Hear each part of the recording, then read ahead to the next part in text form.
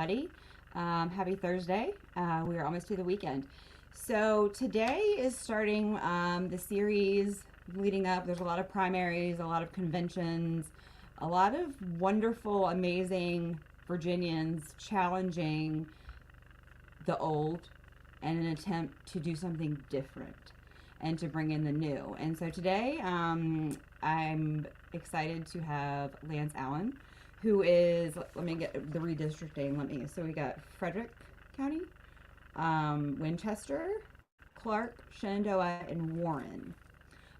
He is up against, Jill Vogel was, I guess, that prior district, and he's up against, for this, his primary is not until June, but he is, there are 8 people running. We were up there speaking last weekend at Speak Up Winchester, and apparently 4 of them were there. And you know, when I speak on education and one out of them comes up and it approaches me, it's very telling to me, especially when I hear on the back end that 3 others were there and left without, caring, or not caring, but wanting to learn more or even have the conversation. But so Lance is wonderful. I met him through my buddy Matt Strickland, who's also running for his life currently for this weekend. And we're talking about veterans, patriots. These are people that Virginia needs, our children needs, the truth needs, and most especially the Republican Party needs. But I ran across this video, and I wanted, just before I bring him on, to show you. This is from an interview that he did last month.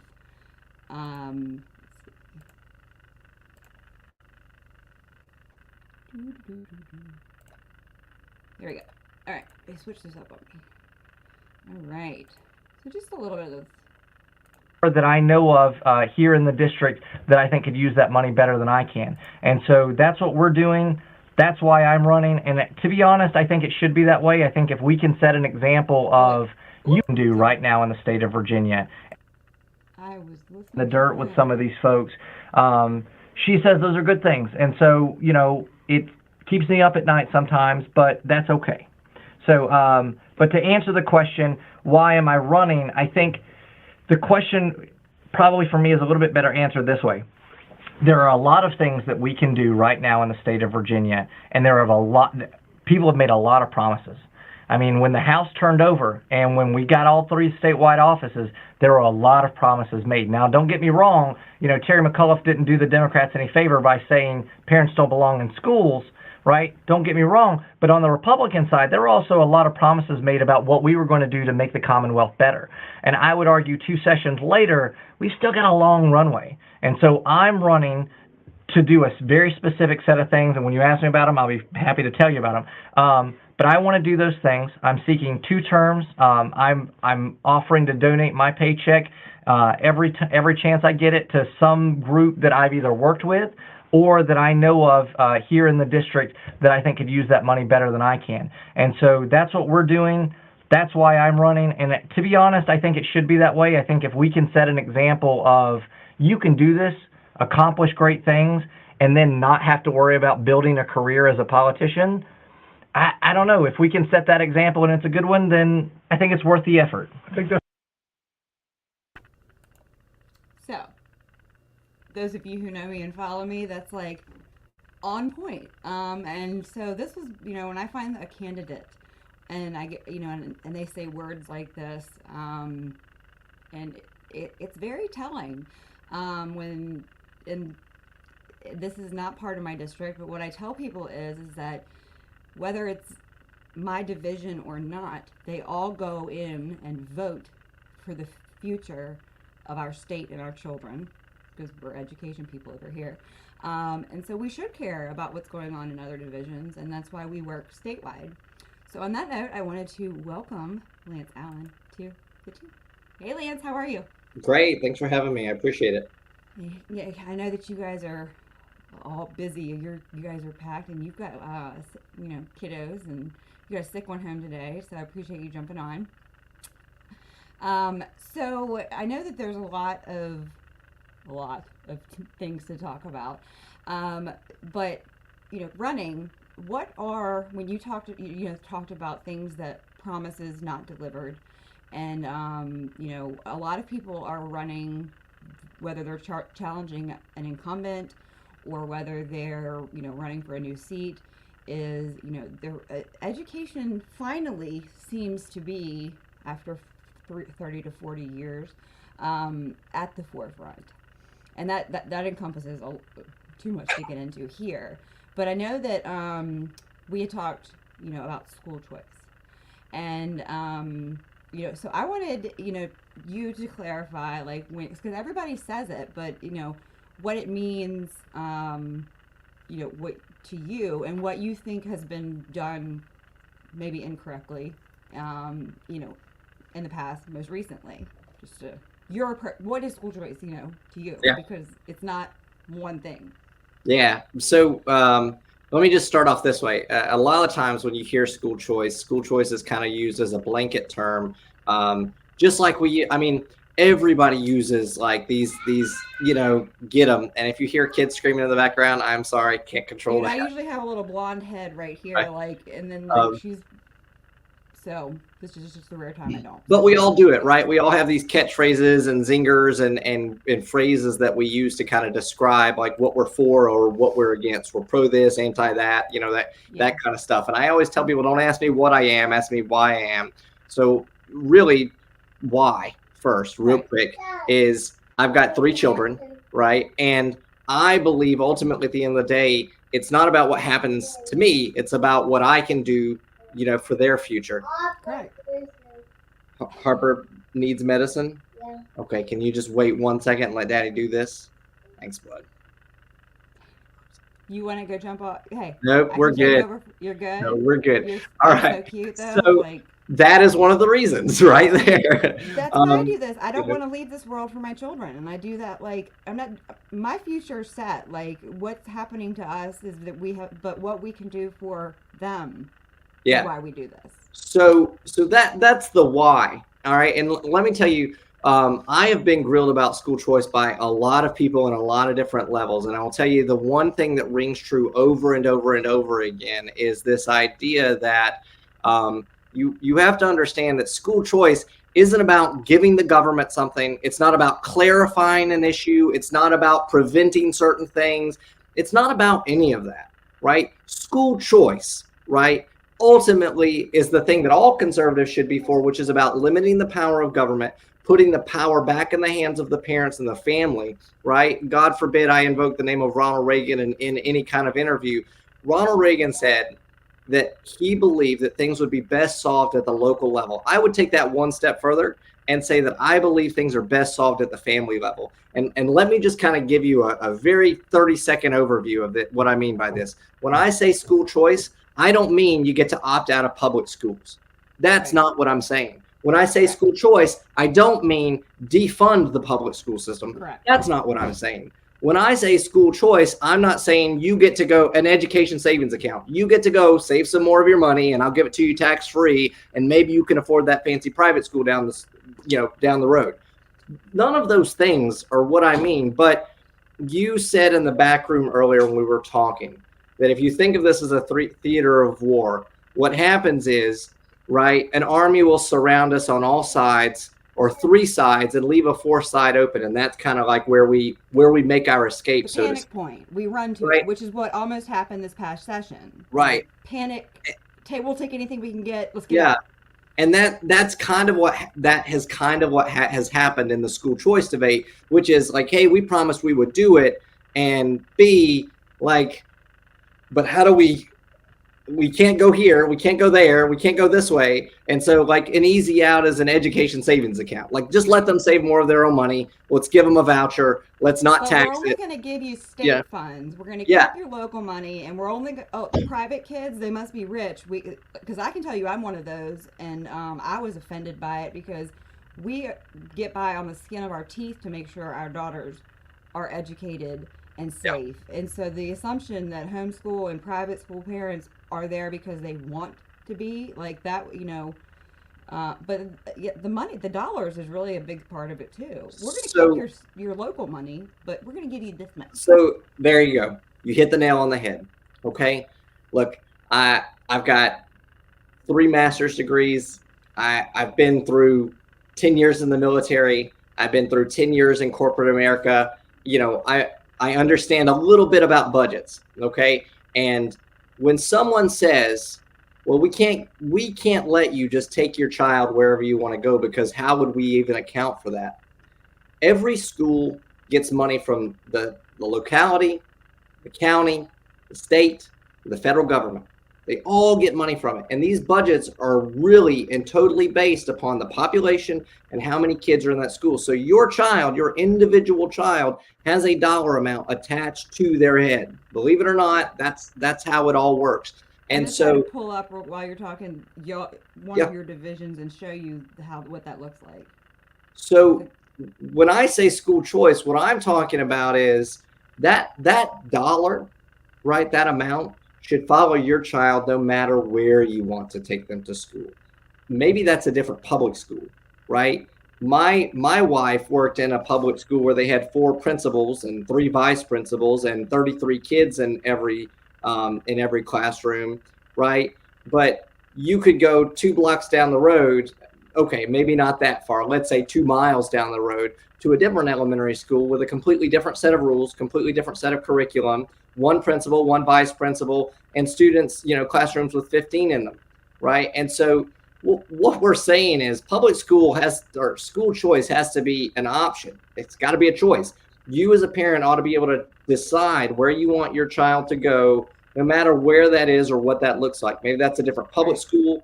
Maybe that's a charter school. Maybe that's a sim school. Maybe that's private school. Maybe that's home school. Maybe that's a religious school. I don't know what that looks like, but let me just walk through a couple of examples and then I'll stop and turn it back over to you.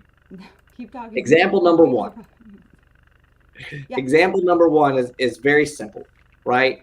We've said since the dawn of the American nation that the education is the best thing that we can give our children. It's the best thing that we can give them, right? Right now, what we're looking at is children who go to school, right? And they're not taught things like how to balance a checkbook. They're not taught things like home economics. They're not taught things like how to cook or how to do their taxes, or they're not taught apprenticeships anymore. They used to when I was still in, right? You could go and you could learn a trade. So they're not taught any of that. And so example number 1 is, if I were to go into the state Senate tomorrow and give you an education savings account, an ESA, right? If I were to do that, I still have not solved the problem of our children are not being taught things that they should be taught in public school. Arithmetic, and that's, they're being taught critical thinking at 5, and that we are 50th in the nation, and for 4th grade, 8th grade literacy and reading. And what's astounded me is that in the last year and a half is that that's come to the forefront a little bit.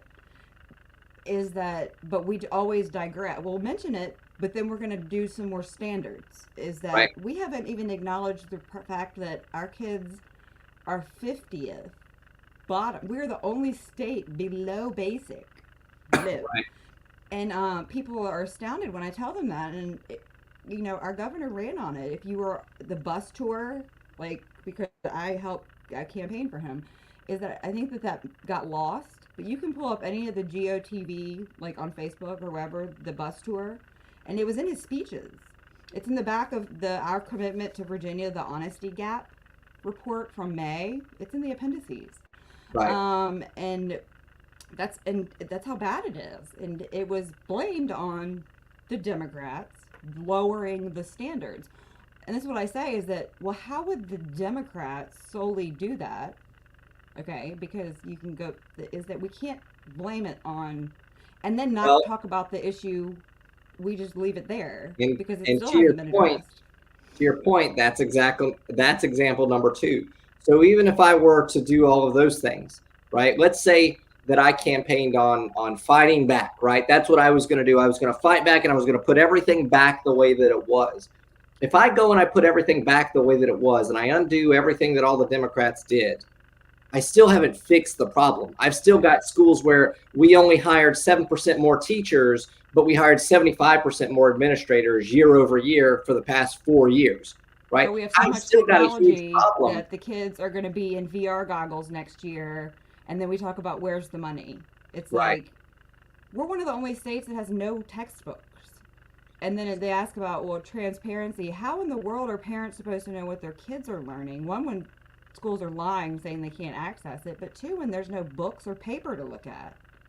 So the idea for me behind school choice is that it has to be giving power to the parents while at the same time decoupling the government from the power that they have, because every dollar amount attached to that child's head that we talked about earlier comes with a set of strings that are attached to it.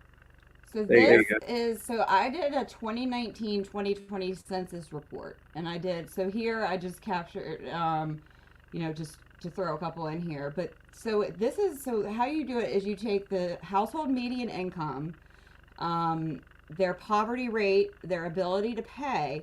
So what you have here is local taxes. This is we're talking about a per pupil ratio. So this would be, here you will see the difference in between, Dinwiddie is going to have less local, more state. But so then you look at the most, like Essex in these places, the Franklin, like that's federal. So if you look at somewhere like Falls Church, why? Affluence. But look at that's your local dollars. So if the school choice had gone through, when they talk about an average of $5,000, first I can tell you what that's going to get you about 3 months if you decide to go to private. But if you're in Falls Church, they're going to keep your $17,000. They're going to give you $2,700. They're going to give you the state funds. And then we talk about what the freedom we give away, because we give away our freedom for federal grants. And so Falls Church, if I was on that school board and they told me, Nick, here's some more COVID money, or here's some more statewide longitudinal database to sell our data, for $262 per child, that we give away almost 100% of our freedom for the federal side here. And so when we talk about money, it's really important. So like Frederick here, you guys, now these numbers are all figured out by your boards of supervisors and your city councils. Every division is different too. So if your numbers are wonky, you need to start looking into that. So Frederick, they'll keep 64, they'll give you 6, and then for each child, the amount of freedom, when we talk about, is that $559 is what each child, and you give away almost 100% of your freedom because all of this stuff is federalized. And so that's just when we talk about numbers, is that people don't understand like the numbers when we talk about it. And the numbers are what's important, is because they're going to keep this. Your local tax dollars are still going to keep funding something. And they're going to give you, that's like what the money would look like. And so it's just important for people to understand, especially the federal portion, is when we want to get local control, even if it's just at the state level back, is understanding just how much, because it sounds like a lot, but when you divide it by 1.5 million children, and then you do maintenance of equity, by Title I, is that by the time the freedom that you've given away for however millions of dollars the state gets and then gives to you, the kid, is that for $200 a child, and now we have no local control because we've taken grants, and that's why it's important, is to have new people like you in these seats that understand this kind of stuff, because after 8, 12, however many years, is that's when this stuff happened. Right. And it's not saying everybody needs to go, but you own up to what you didn't understand, and move forward with humility and say, I'm going to do something different, or we need new people to come in who want to care about it. Right. And so that's kind of my shtick, right? That's kind of my thing, which is I'm not trying to fight back. I'm not trying to put things back the way that they were. I don't want to go back to what that was. I want to fight for something completely different, because you just pulled up that sheet, and for every dollar that comes from, you think it comes from you, right? But it doesn't. Sorry, it's that feedback. Huh? Sorry, Did I'm you want to here. see it again? You got me. Okay, it's probably because this is up. Did you want to see this again? No, you're good. Okay. So that spreadsheet that you just pulled up, for every dollar that you get, you think it's your money, right? We all pay taxes. That's my money, right? Right. When it switches hands and it goes into the bureaucracy, and the bureaucracy then doles it out to wherever they're going to dole it. They dole it out with a set of strings. So school choice has to be just as much about making sure the parent gets to take their child where they want to go as it does about decoupling the ability of politicians and government to put these strings, to attach these strings to this money. And you can say to me, well, Lance, that's not the way that the system works today. No, it's not the way the system works today, but it'll never change unless you put someone in the halls of government that's echoing that voice, right? Harry Belafonte just passed away, and there was something so unique that he said when he called out Barack Obama for being kind of a sham president. And that was this idea that he walked into the places of poverty, the places of pain, the places of despair in our nation, and he made promises. Sounds very familiar to what we're used to from many politicians, right? They make it a point to go into the places where we're hurting the most. I would argue that Terry McAuliffe gave us a windfall when he said that parents should not be involved in their children's education. It was parents. It was parents that pushed us, that got us the win in 2021. It was parents that flipped the House, and it was parents that won us statewide offices. Yep. And they weren't Republican and Democrat or liberal or progressive. They weren't this or that. They didn't have labels attached to them. It was mom and dad. Mom and dad won that election, right? Mm-hmm. But then when we got into the halls of power, it was like bankruptcy of action, right? So we said, you know what? We attached, I'll give you a couple of examples, and then we'll get back to the main point here. I'll give you a couple of examples, right? So Democrats said during Northam's turn that immunizations in public schools were going to be tied to whatever the CDC said. Whatever the CDC says, that's what we're going to do. Kind of like the car emissions, the cars with California. Hey, in Virginia, why make up our own policies for our own people when you could just pass the buck to someone fascism, else? If people are like the consolidation of power, that's why schools were never meant to be federal in the founding documents, was to prevent fascism and socialism and communism. So when we ran as Republicans, we said, well, we're going to undo that. All we did was undo the COVID vaccine. We said, well, not the COVID one. Everything else still sticks. That kind of regression, I think, is not number one, it's not good enough. Number two, it's not what was promised. But number three, we're constantly, again, on the defensive. We're constantly just trying to get back to somewhere where we were, instead of changing the game so that parents have all the power, government doesn't have the power. And I guarantee that's school choice. That is school choice. That's what you want to know what the definition of school choice is to me. It's that if you give families the most power that you can, the power of the purse, I guarantee you, number one, they'll never give it back. Number one, you will have to pry it from our cold, dead hands before we allow you, the government, to manage our children again. And number two, the best and brightest education will be right here in America. It'll be right here in Virginia. Why? Because as parents, I am not looking for which schools have conservative values or which schools have democratic values, I'm not looking for that. What I am looking for is, do you teach reading? Do you teach math? You teach history? Can my child learn a trade? Right? I am looking for a place where my child is going to thrive and grow and give them a better future than the one that they have today. I'm without at the table, which is a big thing too, is that, so the education transparency bill, that 4 delegates, 2 senators carried, that it was actually funny, not really, it was angering to be in the Senate subcommittee because the association scoffed at it. It was nothing but Virginia law that just needed to be put in one document, because they think that it's like when AOC said law doesn't matter and if nobody enforces it. Right. But is that is that they literally do not want us at the table. Like, I heard it themselves. They know better than we do. Like, and so this is an interesting thing too. Is so with rights, whether it's gun rights, voter rights, they come with what? Responsibilities. The schools have because of in loco parentis, which I'm going to challenge you to remove when you get in, is that they are the parents, and that would be Obama and FERPA that did that. But the states don't have to. They just did because he said so. Right. But they have the rights, but they don't have the responsibilities.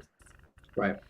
So, I would usually pull up an example, and probably most people on here have seen it, of our oldest are the same age. Imagine your oldest, at 11, you find an assignment where they've taught them all of the, oxycodone, hydrocodone, and this is the opioid module. Then they've given them, after telling them that if they do it, it'll get them high. Then they give them images, literally of like crushed up with a dollar bill or foil and someone smoking it.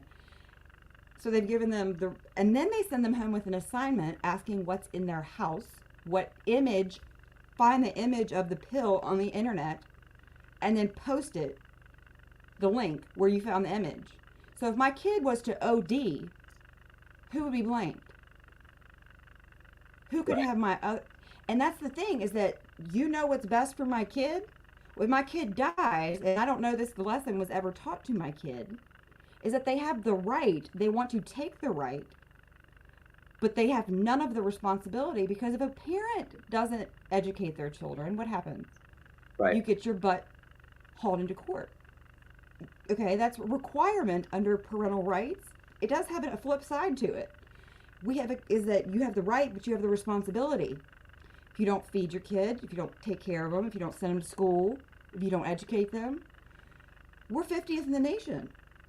So they've taken the right that they know best. They've removed us from the table, but they have no responsibility. And so then it's like, we are in that three-cornered inn where it's like fight or flight. Well, also too, because they have no, and when I say I mean the state, the government, right? Your government they have no incentive to, right? And this is why the central mechanism for why school choice works, and why I don't think it's such a radical idea, although many people say it is. It's not such a radical idea, because what you're doing is you're giving people with the most incentive to give their children the best education, because we want them to grow up and get out of the house and go get jobs. And if you were to go to impoverished areas and give these families the correct information, and not the information that the left is feeding them about how it's going to that your child that goes to this underfunded school can also go to any school that they want, no matter what. And that's the thing about, and that if you research, like even charters a lot of it originally came from the Democrats during Clinton. Like, is that this whole idea, and I won't even get into charters, but is that a lot of this has been discussion, and I always go and I look to the history of it, because everything comes from somewhere. It's not an alien that just landed. Right. And if you go and you research education policy, which is what I do, is that this historically, it's just recently, it's like people that are now talking about like parental rights as if it's like optional, like, but it's like this radicalization of it is really recent, and it there've been plenty of to the left of center. I don't even know what to call people anymore, but that. This has been, it is that poor children, no matter what color skin you are, it would be an amazing opportunity if your zip code did not determine, even if it was a different public school, your zip code should determine, and so the conversation has just gotten, like, the truth of the history of it has gotten completely skewed too, because. Yeah. There's a funny one that I always love to hear politicians say, your zip code shouldn't determine the amount of education or the amount of wealth your family has. signal to me that they don't really usually know what they're talking about. That's a signal to me that they're just looking for the bumper sticker. And here's why I say that, right? It's always fun to find a nice zinger that we can put at the end of a fundraising email. But let me tell you this, and then I'll turn it back to you. I said that the state has no incentive to give your child the best education. The parent has the most incentive, the most to gain and the most to lose, to give our children the best education. As a matter of fact, let me just push that a little bit farther and say the state, the government itself, right? If you think about it, runs on money. It exists. The more taxes we pay into government, the more it grows. The less we pay, the more it shrinks. Right. The more problems you have to solve, the more money you need to throw at them. Ronald Reagan, I'm just going to keep doing it up because I think he was really onto something here, and we love the taglines, but we hate to like dig into what he said. He was really onto something when he said like government programs never sunset, and government programs always get bigger. And what he meant by that was, I'm from the government, I'm here to help. I'm going to come solve your problem. I've got plenty of money to do it. Oh no, this problem is now 5 other problems. Guess what? I need more money to do it, right? And so more money. We need more money. So if you think about it in those terms, right? And this is where I can tell you as just a normal human being, I don't need a tinfoil hat. I don't need a conspiracy theory. I don't need mine. It's platinum with pride. Yeah. I don't need anything. It's totally legitimate to look at the government and say to them, what you've done is create more problems. Correct. Right? If I were to go out today and tell the state, you hired 7% of teachers in the past 4 years, you increased administrators by 75% in the past 4 years, do you know what they would do? They would hire more administrators to go do a study on why they hired less teachers and more administrators and what those teachers are doing. Crisis. What do you do to solve okay, this was bipartisan. You drop the bar on what a mental health professional is because you need more of them. And so you're going to drop the bar on what the qualifications to then give mental health to our kids. That's how you solve a mental health crisis. Like, and it's a constant like shuffle of we don't have enough people, so let's drop the bar so that people, and that's how we get them more mentally healthy is by dropping who's qualified. Like teacher qualifications. We don't have teachers, so you no longer have to go to 4 years. You can go to 2 years.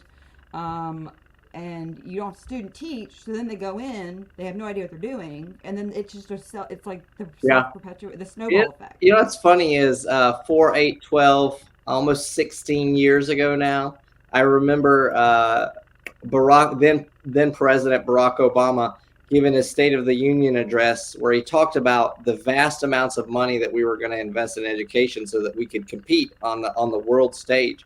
And I think about that then, and I think about the amount of money that Democrats for over 8 years poured into education. And I think about the end result of that, of where we are now. And again, I don't need a conspiracy theory. I don't need a tinfoil hat. I don't need anybody to give me any hidden signals or messages or stitch YouTube clips together to look at that and say the investments that we made in education, they didn't solve anything. They created more problems. And so thus we needed more. Thus we needed more money. We needed lower standards. And so we're in this kind of never-ending game. And so the reason that I say school choice, the reason I define school choice the way that I do, which is that you attach an amount of money to a child's head and you tell that parent, wherever you want to go to school, have at it. And then you decouple. Right. A homeschooler was asking me the other day, it was just this at one of the past meet and greets that we had. That scares me a little bit because what if I decide to homeschool? I don't want the government regulating how I homeschool. Well, you cannot have. That's what you have to be. So is that if we do school choice wrong, then it will literally centralize privates, homeschool, and publics all into one government entity. You cannot have school choice, not real school choice, unless you, on one hand, give parents total power over where their children go to school and where they and what they get taught. But B, decouple the ability of politicians at the local, state, and federal level to put strings on where that money is coming from. And also it is a radical idea. It's a radical idea, and here's why it's so radical. But it's because America. if I go into the State House tomorrow and I say we're not taking any more federal funds if they come with strings attached to them, either you want to contribute to children's education or you don't. Not up to me. You can't have their data. Right? You can't have unfettered access to their data to get the money. Then Lance Allen becomes public enemy number one because I've just destroyed public education in Virginia. You become a disruptor like me. And here's what I would say, right? I've stood toe to toe with my opponents, and they'll say, I don't want to go to Richmond and set the place on fire. And I would argue, right, that when we came across the ocean and we set up this new nation, it got set on fire a couple of times. There were quite a few times in our history where we got things wrong. We had to break the system and we had to start all over again. People think the Constitution was just handed down from God to Moses on the mountain, and here we have it today. It was not. It was a crazy experiment that went wrong quite a few different times until we got around to something that is now what we call the Constitution in America. So this idea, okay, first off, that the government works for us, not that we work for the government, it's only radical because we've allowed the government to change their role over time. We've given them more power. They remove us from policy, and I have to bring the Virginia Constitution back out, and I say it doesn't say school board attorney. It says the community is how you develop policy. It doesn't say the VSBA. Okay, so you took an oath of office. Let's return back to that basic. I will not violate. And it's continuous. As it's we the people elect you, and then everybody under them you hire. So you can't promulgate authority because you don't want to do it. It's because at the end of the day, we're on top. You can't write us out. And it's exhausting, especially when we don't have people in Richmond. It's weird, that's where I live. But in Richmond that are driving that home, because then they want to say, oh, well, new transgender model policy up to the localities to adopt. That's like returning a child to their abuser. Until you get the components correct, you can't just say, oh, localities, that's where it should be. But until you fix the broken localities that are unconstitutional to begin with, you can't just all of a sudden be like, nope, I'm not going to govern anything. I'm not going to make it. It's all up to you guys. And so you kind of have to dismantle, unpopular word, but you kind of have to dismantle and break down that system. And what does that look like, right? That looks like lower budgets. That looks like less services. Oh, well, gosh, Lance, the state provides such essential services. When you get this money taken away from us, we're not going to be able to do that. And I would say, where did you get the mandate to do that from to begin with, right? Stop putting new facades on schools. Yeah.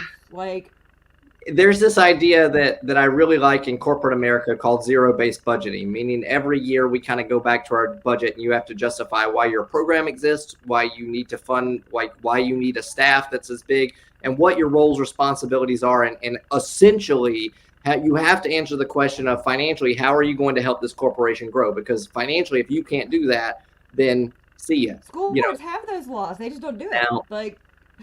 Now, what a novel idea to take over to the government. I know, forgive me, but what a novel idea to take over to the government and say, I think that you should have to kind of justify why these programs and agencies exist every year. Come on, buddy, what's up? Yeah.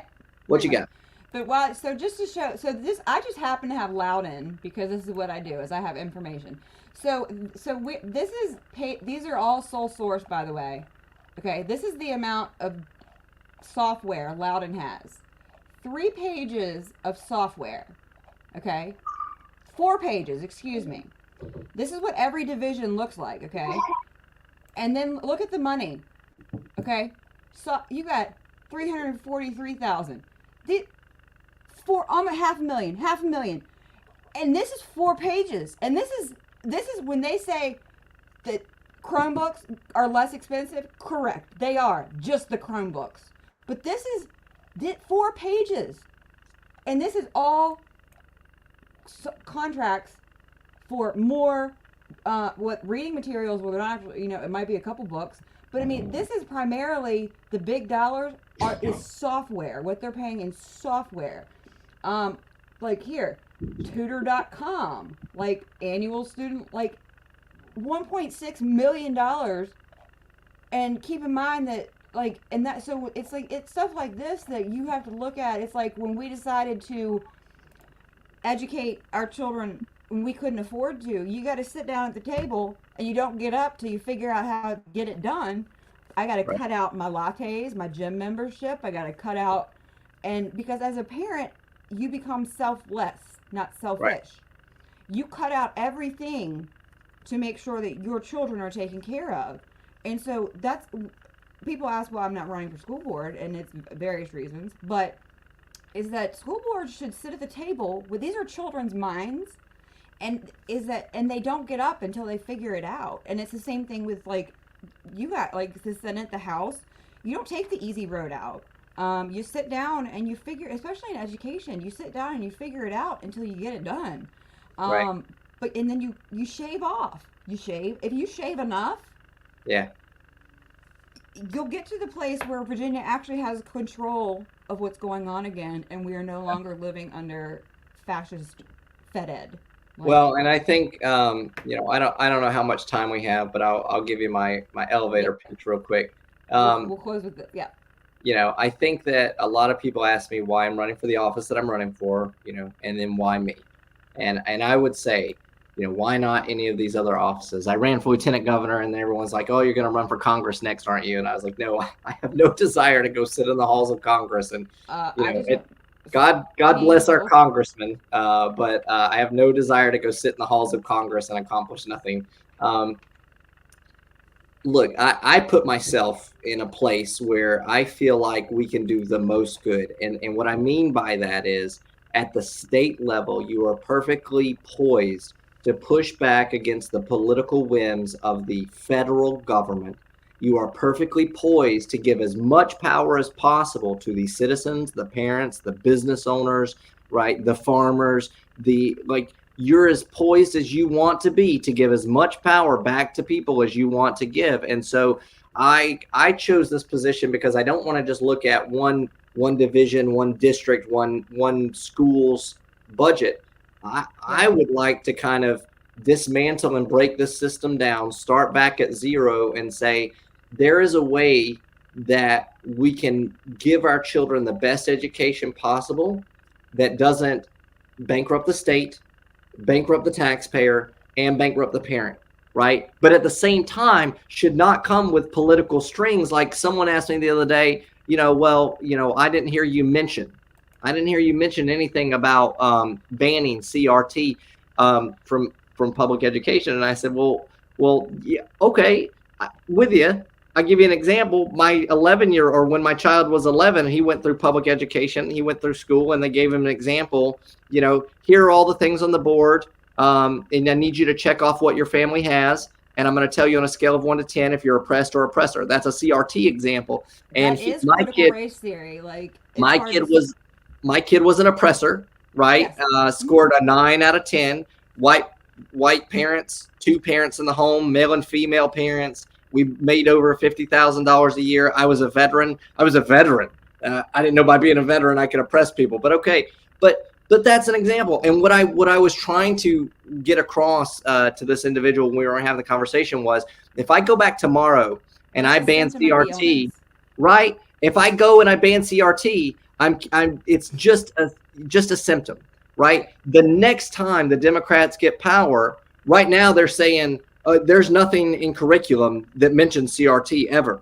Just like Barack Obama said when he was running for president, we're not coming for your guns. Okay, in language you're not, but in action and everything that you're doing, you are. So if I go back and I undo that, then when you come into power, you're just going to redo it. I've got to find a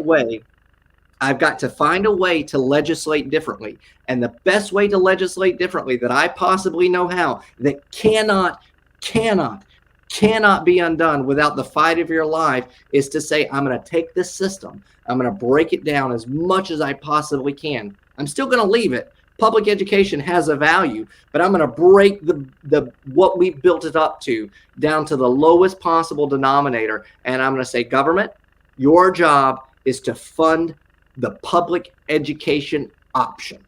That option. Parents, your right and your responsibility is to find A, B, C, D, E, F, G options, right, and go do those things, right? And that's it. That is, it's a simplistic idea, right? That is so radical that some people argue it doesn't go far enough because I have not, cut off the manacles of the left. And some people will argue that it goes way too far because now I've, oh my God, I've given power to parents, so the thing is, it's like, so you can't ban anything really because teachers will always. And so here's the thing is that we don't need a law to ban anything. We have to acknowledge the existing law that we have regarding transparency of curriculum, the ability of parents to request it, not have to fight for it, the ability to see everything your child's learning, and then acknowledge the opt-outs, because then you put the power back on the parents. So if they're getting taught something and the parents don't care enough, don't have the time to use their things they have, and that's what I told them in the Senate, was you guys act like I'm not writing a law to ban anything you love. I'm holding you to your oath of office, and here's right, all 8 pages of laws that you can't make disappear because they come from federal law. Right. And it's acknowledging what is there. We don't have to write anything, because if you made it transparent, which the law says you have to, is that we just need to go back. I know we're talking about going forward, but in going forward, we have to bring everything into the light that's not being done for these kids and the parents, and give them the choices to then also decide if that's another thing that we, in tandem, is that as we're doing school choice and doing that, bringing because there are going to, is that here's the transparency that's needed also, because that's how you bring parents back to it to make the appropriate choices. Because if you don't know, that's the opt-out thing. If you don't know what's going on, how do you opt out of it? Yeah. Well, and to be fair, and I will say this because I've seen it, before. I never get hung up on words too much, but right, part of fighting forward means that we're fighting differently. It just means that I'm not fighting back. I'm not going on the defensive. I'm done being defensive. Right. What I am saying is that no matter who you are.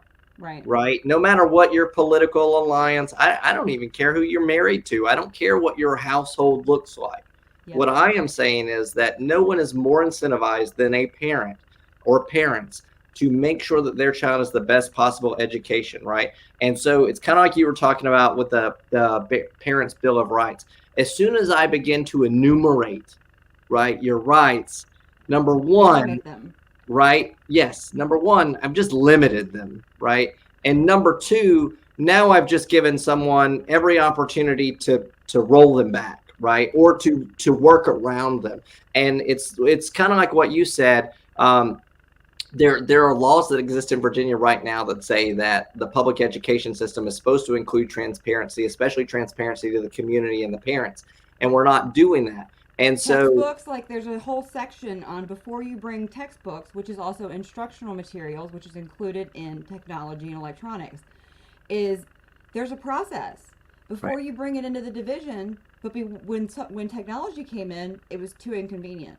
That doesn't change the fact that the law's there. Right. It's a process for the community to view it, to comment on it, to do all this. But because it's no longer books, it doesn't change the law. Is that it still exists, and that's what we have to bring to the front. Is here's what we're going to bring in, but they don't want. If anything, it should be more convenient. That's what technology is supposed to do, is make things more convenient. But again, I guess what I want to say is, the idea is that I don't want to spend. I've promised to only run 2 terms because I believe in term limits, and then I'll go do something else, whatever that next thing is. But the reason I've said that is because I'm not going to get stuck in a cog or a wheel of trying to undo or the Democrats will say right now the Senate is the only thing that we have defending our way of life in Virginia. I don't want to be stuck in a place where I'm defending the Republican cause or the Democrat cause, or trying to roll back what that guy did last year because he's on the opposite side as me.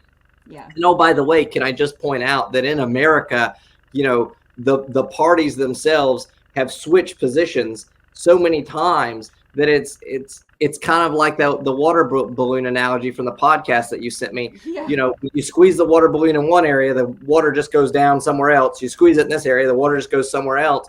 And so that's a battle that I just, man, that's tiring.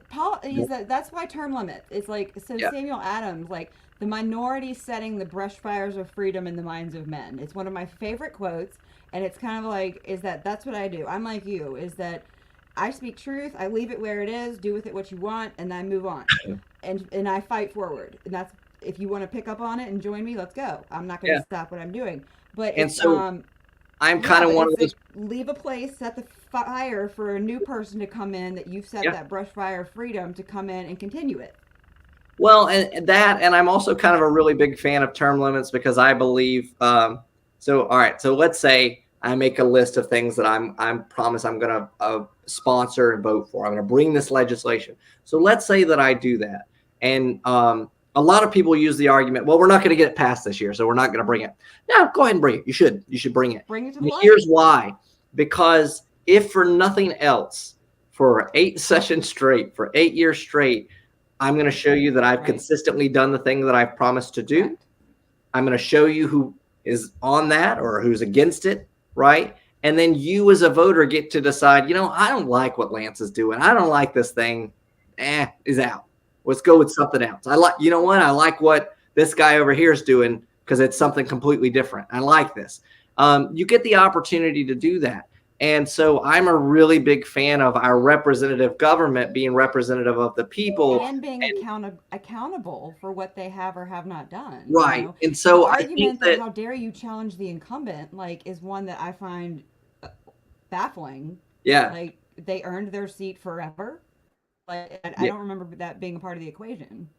So, and that's why I kind of like, what Abraham Lincoln said best, which is, what gives me the authority to do what I'm doing as he kind of, plunged headfirst into the Civil War was his reelection. He said, I hope that, the people would tell me. And the way that we do that is by reelecting.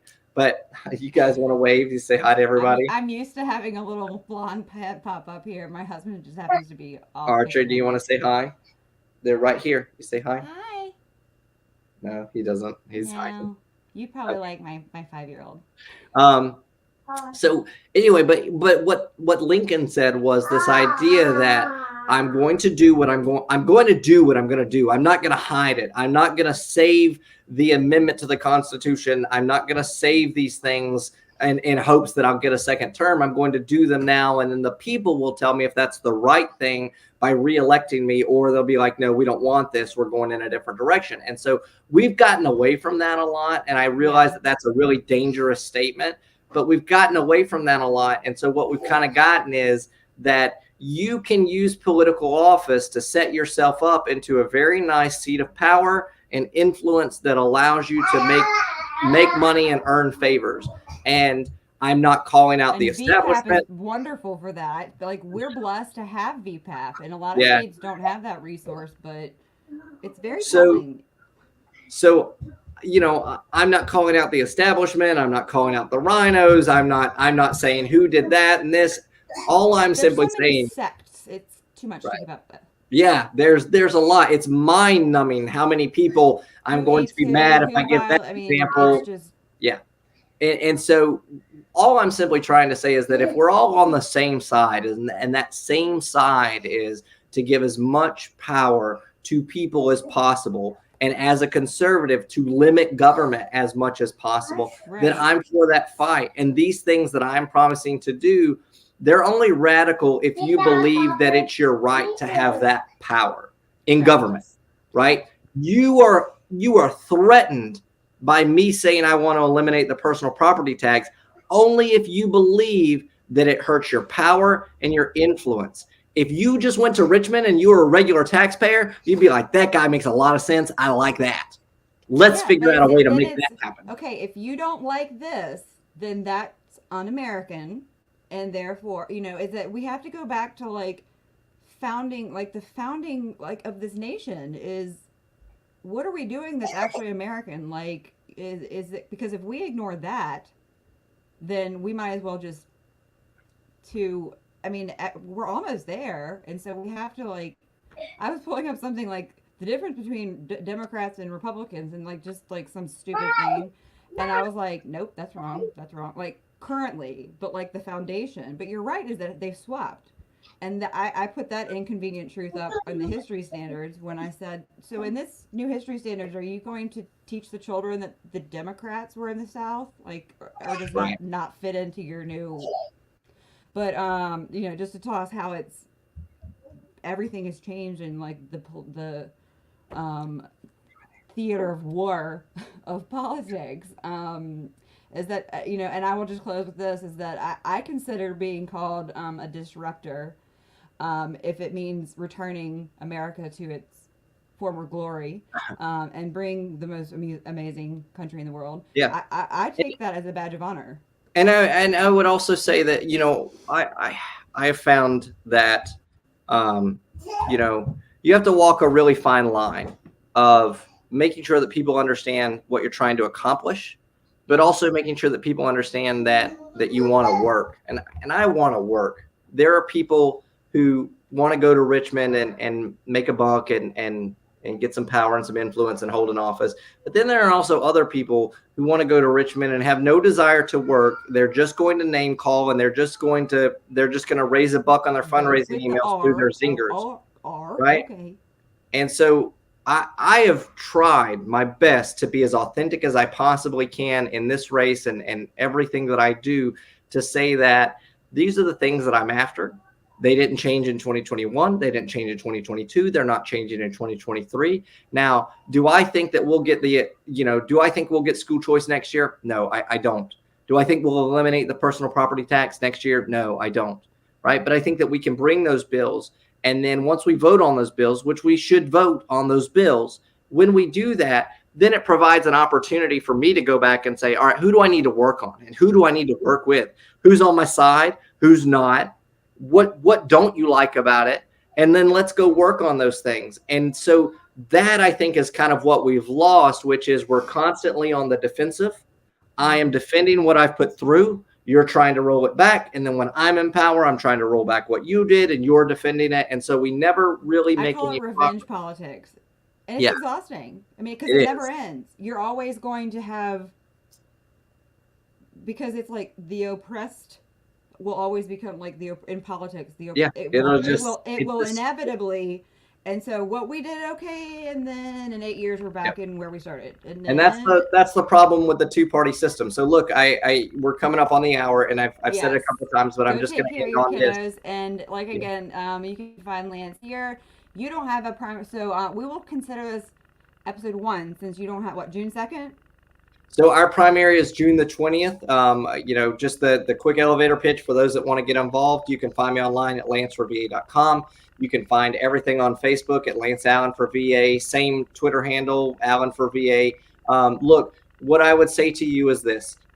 Just because I'm running in the first state Senate district doesn't mean that I'm any less your representative, because when I go into the state Senate, right, we're fighting for policy across the entire Commonwealth to make things a better place. And so I would encourage you to look up online, find my policy book. You'll see my day one agenda, the promises that I've made, which include things like school choice, repealing red flag laws, constitutional carry, eliminating the personal property tax and certificate of need laws. I'd never had a slogan, which was interesting until, I don't know, probably about 3 weeks ago.